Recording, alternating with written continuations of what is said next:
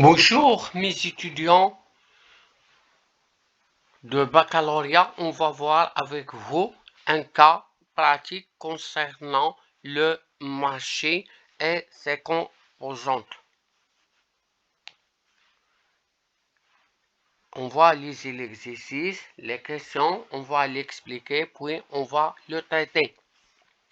Le chocolat s'inscrit parfaitement dans la ligne des cadeaux gourmets pour les fêtes de fin d'année. C'est la période de pic, mais la culture commence à s'enraciner.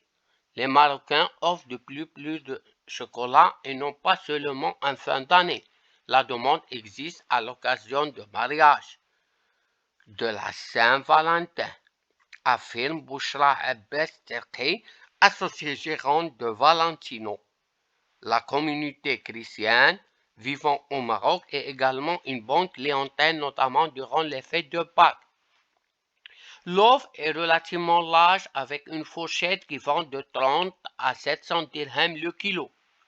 Pour le rendre plus attrayant, les chocolatiers n'hésitent pas à ajouter une pincée de fantaisie.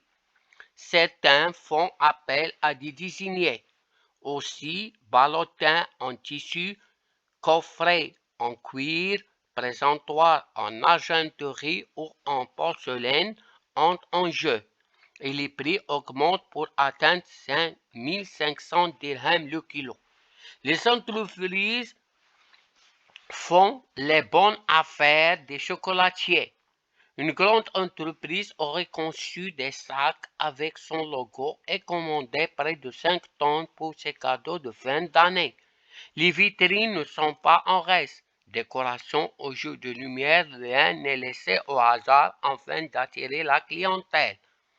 La grande tendance du marché est la percée du chocolat sans sucre.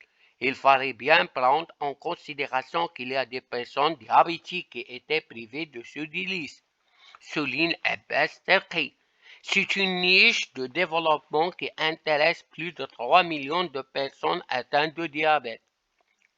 Une vingtaine de franchises se partagent le marché.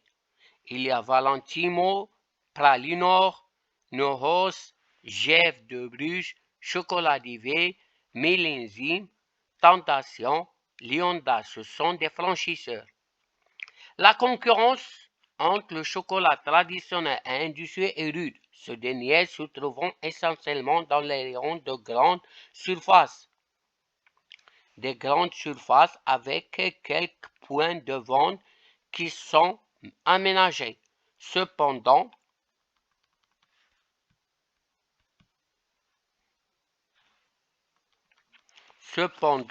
l'accès à ce délice reste limité à une certaine catégorie de consommateurs. En effet, le cumul du prix d'achat, du transport, de la main-d'œuvre et des droits de douane 3,5 ne favorise pas la démocratisation du produit. Si le droit de douane reste exorbitant, il n'en reste pas moins que les importateurs ont un abattement de 10% sur le chocolat où la matière première provient de l'Union européenne. En 2012, il y aura suppression des droits de douane. Si cela arrive, un large éventail de clientèle, toutes catégories confondues, sera ouvert, prédit Yacoubi. Et je vous demande de lire 2 fois, 3 fois, 4 fois ce texte pour comprendre. Il parle de chocolat.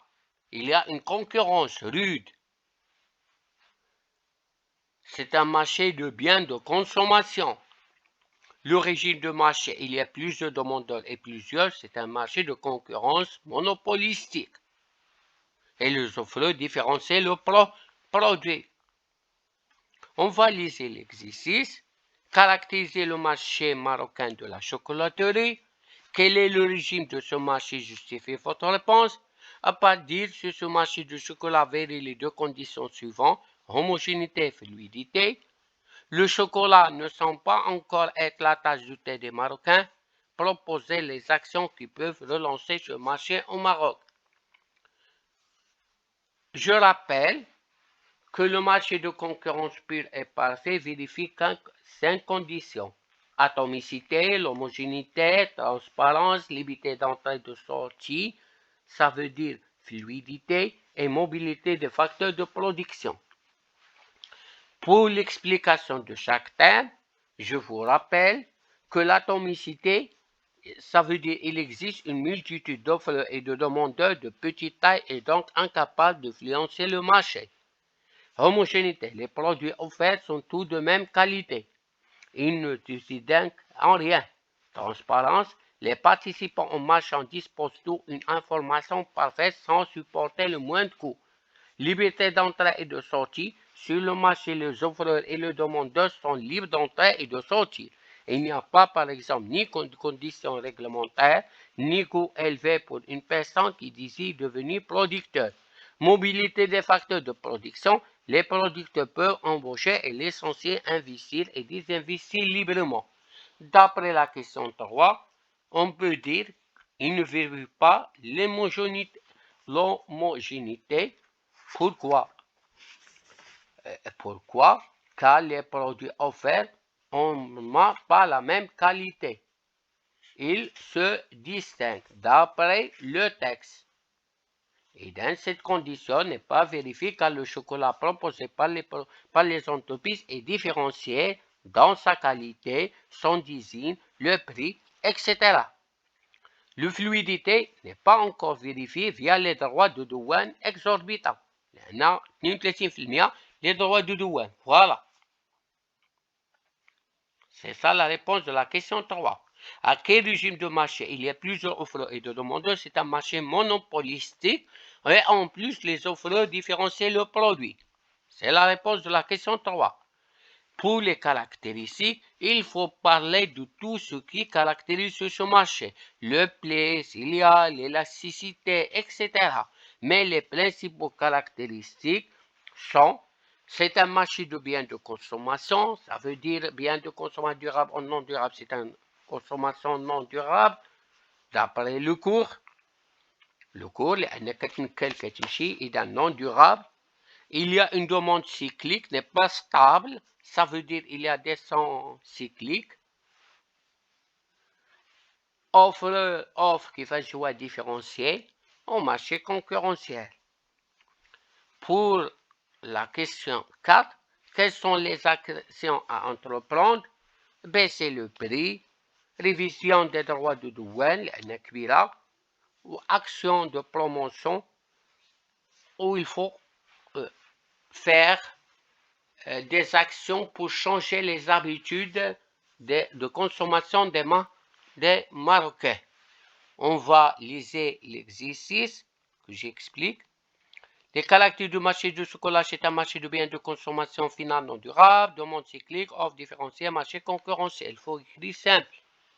C'est un marché de concurrence monopolistique car il y a plusieurs offreurs et le demandeur et acheteurs ou demandeurs et les offreurs différencient leur offre. L'homogénéité, cette condition n'est pas vérifiée car le chocolat proposé par eux sont différenciés. Il n'a pas le prix, pas le design, pas le coût, etc. Il n'a pas sa qualité. Il y en a plusieurs qualités.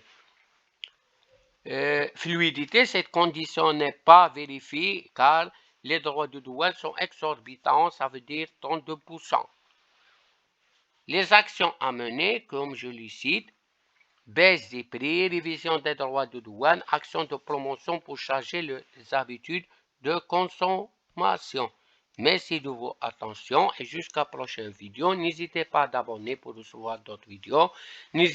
Et pour m'encourager, n'hésitez pas à proposer des questions et des thèmes à traiter dans d'autres vidéos.